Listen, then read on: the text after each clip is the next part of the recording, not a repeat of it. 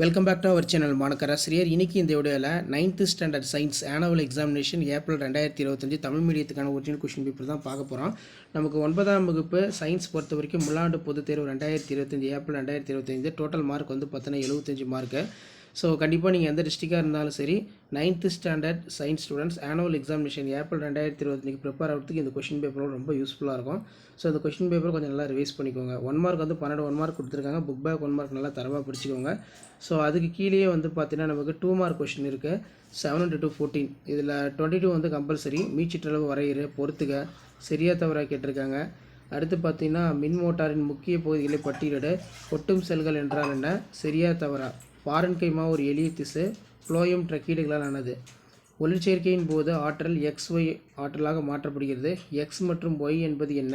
பசுந்தாள் உரங்கள் தற்சார்பு உணவூட்ட முறையினை உட்கொண்டவை ஏன்? அதே மாதிரி கூற்று. நெக்ஸ்ட் வந்து நியூரானின் செல்லமைப்பை படமுறைந்து 2 பாகங்களை குறிக்கவும். இது ஒரு முக்கியமான டயக்ராம், நல்லா பார்த்துக்கோங்க. 4 மார்க் பொறுத்த வரைக்கும் 7 into 4 28. வேகம் திசைவேக வேறுபாட்டினை பட்டியலிட. அதே மாதிரி பன்னாட்டு விண்வெளி மையத்தின் நன்மைகள் எழுதுக. அமிலங்களுடைய பயன்கள் ஏதேனும் 4 கூறு. சங்கிலி தொடர் என்றால் என்ன? C2H6O மாற்றியங்களை எழுதுக. உயிர்கோளத்தில் காணப்படும் இரு காரணிகள் பற்றி எழுதுக. மூவகை ஆன்டிஜன் என்றால் என்ன? தடுக்கப்படும் நோய்களை குறிப்பிட ரொம்ப முக்கியம். அதே மாதிரி பொருந்தாததை தேர்ந்தெடுத்து எழுதுக.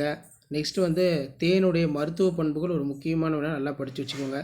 குவாஷியாக்கார் மராஸ்மஸ் வேறுபாட்டினை எழுது.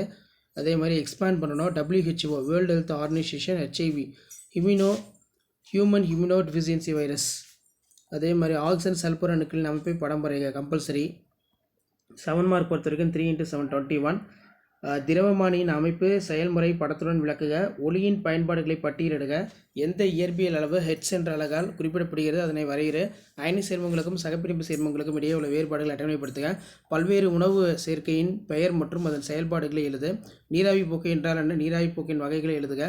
தட்டைப்புழு உருளைப்புழு வேறுபடுத்துக. ஏதேனும் 2. தொகுதி கணுக்காலிகள் தொகுதி பற்றி எழுத சொல்லியிருக்காங்க.